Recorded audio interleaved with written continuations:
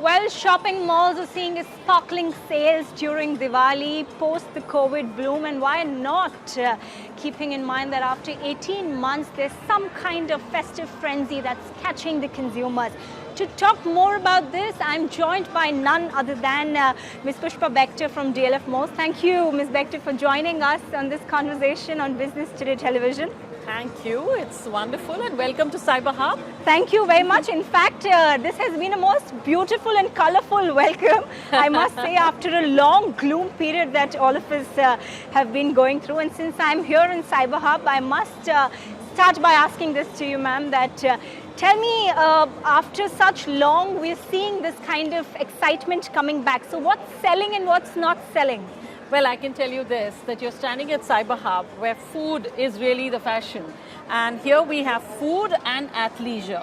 These are the two best sellers currently. There are pent-up demand is clearly for people wanting comfort clothes. So we have brands like Uniqlo here, Nike Beacon opening. We have Decathlon doing a flagship. We have, Puma, Adidas, Skechers. The athleisure segment is one segment that's doing really well. And F&B is bouncing right back. Okay. They're all almost back to their 80% of their 19-20 levels, and because there is dispersed sort of sales. We have seating which is still at 50%, but what tends to happen now is people are planning their shopping as well as their dining in a much better way. They're preferring lean hours too, right, which is why you're seeing better sales. Right. And also season is back and we are seeing families coming right back. I think these are the two big trends that I see. But as far as overall at a portfolio level, we are looking at fashion bouncing right back, fashion and beauty. The international luxury brands have done extremely well. Right. They have overdone their 19-20 levels purely because international travel is still restricted. So the domestic consumption of luxury has been extremely good. And we've got the millennials actually coming right back, shopping luxury. Of course. And that's helping, Right. So overall, it's a good season that we are looking forward to. Right. I'm going to get back to the luxury segment, but since you mentioned about the pent-up demand, in numbers or in percentage, if you could tell me, Ms. Bector, that how have the sales gone better in terms of consumer sentiments also as per the pre-COVID levels? Sure. So we are always measuring now, vis-a-vis the pre-COVID levels. So the footfall has come up to around 65% to 70% of pre-COVID, but the sales has gone up in certain categories above 90%, but at a portfolio level, I will say it's gone up to around 85%. Okay. Which is pretty promising. Absolutely. And this is just because the season is yet to start. So we do think that this season, we are hoping that it will actually match the pre-COVID levels of sales. With the 90% pent-up demand that you're talking about with the pre-COVID, which sectors are these? Are these mostly the F&B part? Because I think that's seeing the maximum kind of hangama. Well, you're seeing more people, but it's not just F&B. I would say fashion is also bouncing right back. Right. The one category which was struggling a bit was the designers in the Indian space and also the Indian wear, because events were not happening. But now with the weddings restarting and, you have the 200 people weddings restarting very soon. So I do believe that segment will also now start bouncing back. I look at across the category, the portfolio, things should be coming right back, not just F&B. Right. Now, another question, and I think has to be the most important, is the idea of digital age, which has also brought in this whole omni-channel strategy for many, retailers and shops, and has been doing well. Now, with that in action, do you think that post-Diwali, post-festive season, the significance of physical stores will remain to be high? I'll tell you this.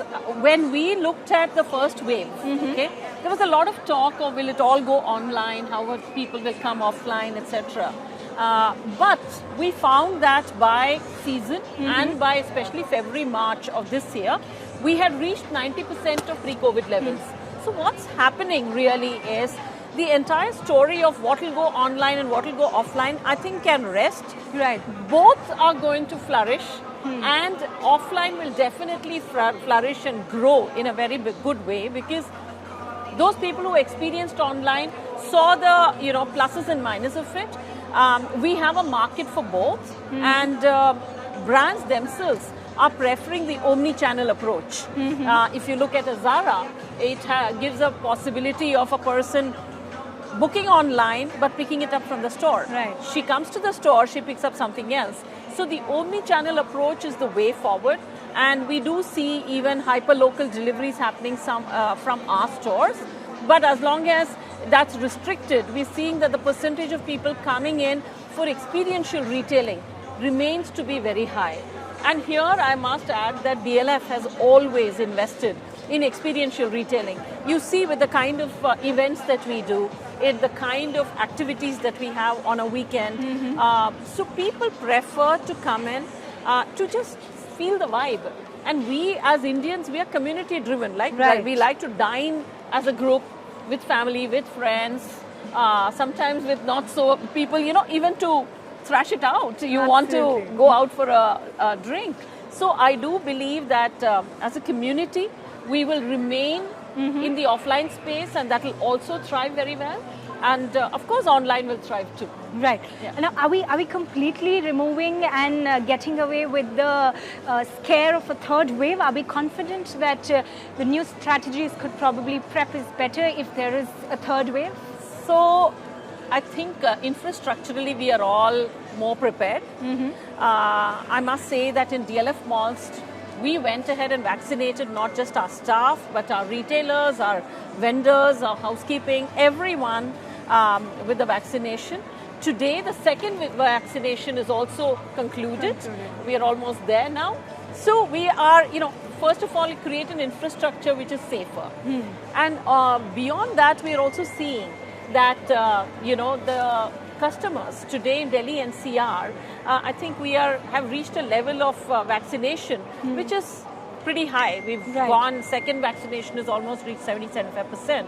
These are great numbers, and that will drive a level of safety in the consumer's mind, and hence confidence. So that's one.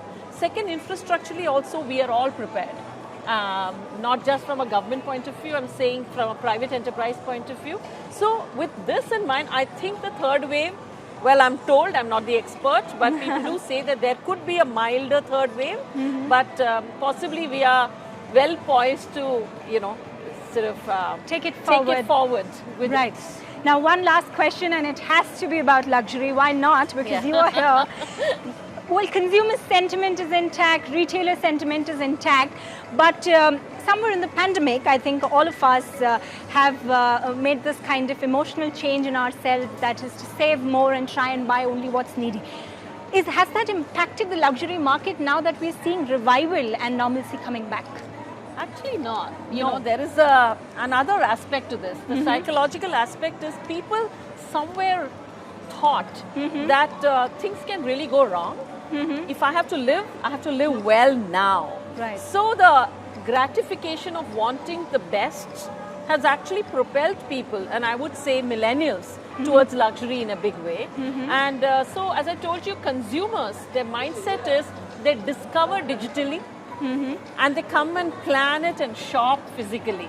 That's what's happening, and which is why you see a queue outside Gucci or an LV. Two reasons. One is we allow only a set number of people inside the store for caution. And if you are standing in a line for entering a store, you would have planned on broadly what you want to pick up, So the discoverability digitally as a concept is actually aiding us in the physical space of conversions, higher conversions. The second is, of course, the restrictions on international travel has also made consumers come back and understand how domestic luxury is actually evolved, and they are pleasantly surprised. And in terms of price parity as well as the currentness of the products available. So both these have aided. And last but not the least, the brands themselves have reached out to all the HNIs who used to typically shop in, say, a Dubai or a London. They reached out to them and initiated digi-calling or small events for 10 or 20. So a series of these initiatives has actually propelled luxury to where it is today.